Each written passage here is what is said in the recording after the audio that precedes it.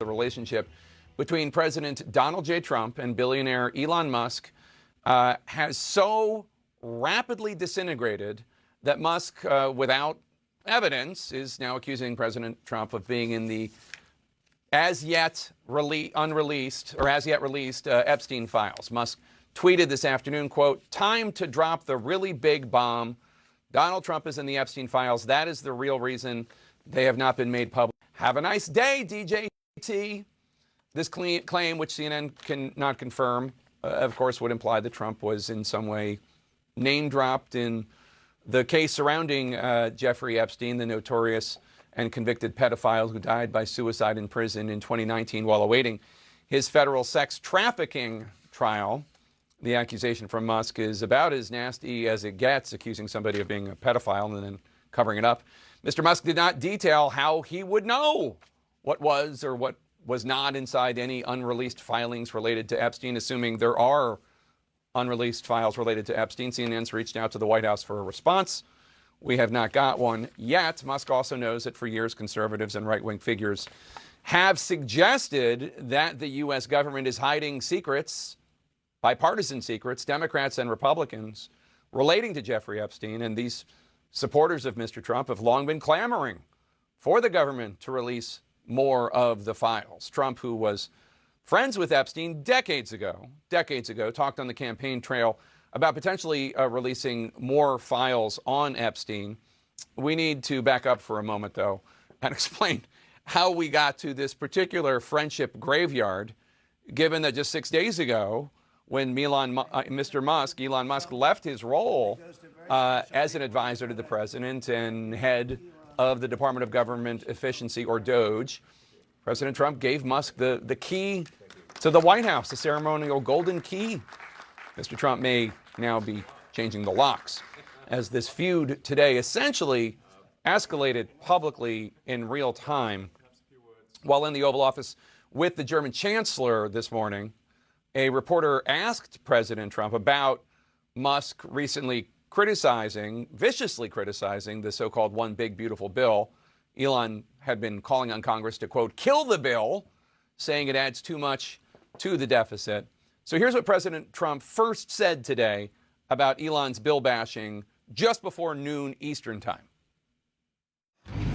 I've always liked Elon, and it's always very surprised. I'd rather have him criticize me than the bill, because the bill is incredible.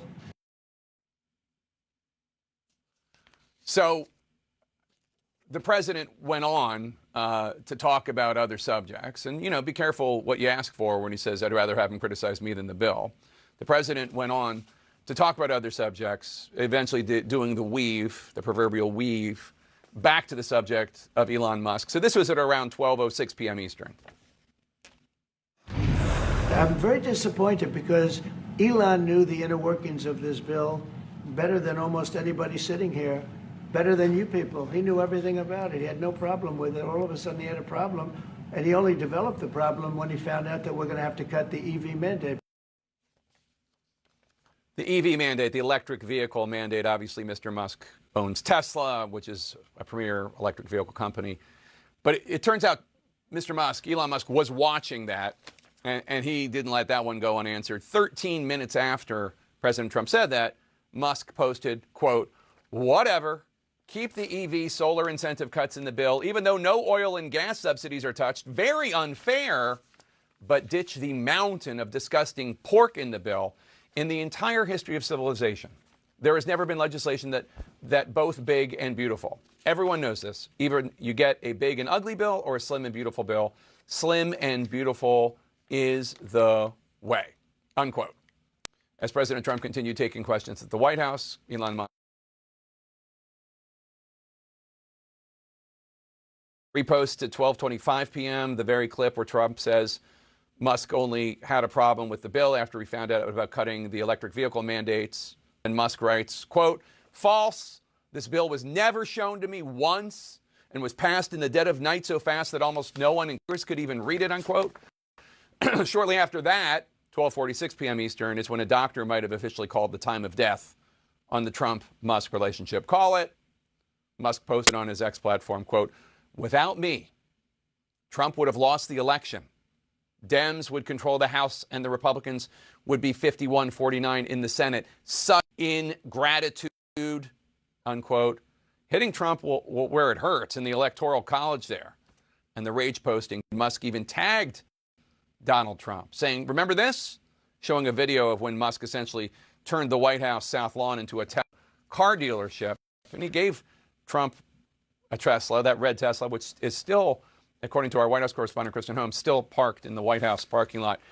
The gloves were off. 12:37 p.m. Eastern, President Trump takes to his own platform, Truth Social, not X, not Twitter, saying, quote, Elon was wearing thin. I asked him to leave. I took away his electric vehicle mandate that forced everyone to buy electric cars that nobody else wanted, that he knew for months I was going to do. And he just went crazy, unquote. And within the same minute, Trump fired off another post saying, quote, the easiest way to save money in our budget, billions and billions of dollars, is to terminate Elon's governmental subsidies and contracts. I was always surprised that Biden didn't do it, unquote. Oof. That blow, of course, hitting Elon where it hurts, in his wallet, especially given the Tesla chip plummeted down 14.3% as this battle heated up. The sell-off wiped about $150 billion off the market value of Tesla. And then, about 30 minutes later, there it was, Musk dropping that major unfounded accusation about Trump being in the Epstein files. The insults are still flying back and forth. Elon posting on X, quote, the Trump tariffs will cause a recession in the second half of this year. I mean, lots going on. And I don't even know what's happened in the last 7 minutes since I've been talking to you. Let's talk to our panel. Scott Jennings, first of all, does Trump, who gets you in the divorce, Trump or Elon? Let me just tell you what every Republican is doing. I have here's where we are today. We're literally, heads are in the garbage can right now. That's the state of everybody I know at the moment. Not going to lie, it's an ugly day. You know, you hate it when your friends are fighting. I continue to believe that their partnership last year saved America, and I also continue to believe their goals are not mutually exclusive. Trump needs to pass his agenda, which this bill is his agenda. It's what he ran on. Elon wants to save America from going bankrupt, which they can also do if the Republicans in Congress and everybody works together. All of these things can happen. When fights get personal, though, it means the enemy is advancing. And in this case, it means the Democrats are laughing and advancing. So hopefully cooler heads will soon prevail and the president can get his agenda and Elon can convince the Republicans that the debt is a serious problem. But not going to lie, rough day for the Republicans. Alyssa Farrah-Griffin, Elon Musk retweeted a post from someone, and this post said, President versus Elon, who wins? My money's on Elon. Trump should be impeached and J.D. Vance should replace him. Elon Musk reposted that and wrote, yes. So now it is the official position of Elon Musk, presumably, that Trump should be impeached and J.D. Vance should replace him. Your thoughts? I mean, listen, I've had bad breakups, but this is wild. Listen, Elon's had a lot of attacks he's launched today. Of course, you brought up the claiming that Donald Trump is in the Epstein files, saying that he's going to cause a recession in the next quarter. And then, of course, this. But I will say the attack that I think is actually going to stick the most with President Trump is him essentially calling him a lame duck president. He's saying he's going to be here for 3.5 years. I'm here for 40 years.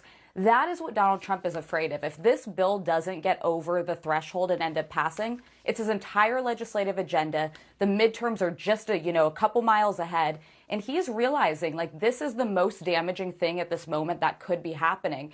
And for members of Congress on Capitol Hill, the conversations that they're having, the ones Scott's avoiding right now, are, listen, if you're up in these midterms, you really don't want to get crosswise with Elon Musk, who's willing to spend basically endlessly in your district if you support this bill. Now, if you're somebody who's not up this cycle, you might wait it out. You might say, I'm not going to get on the bad side of Donald Trump right now and be with him. But there's like actual conversations countless members of Congress are having right now about where to be on Donald Trump's signature legislative item because of this rift.3连关注，点赞也行，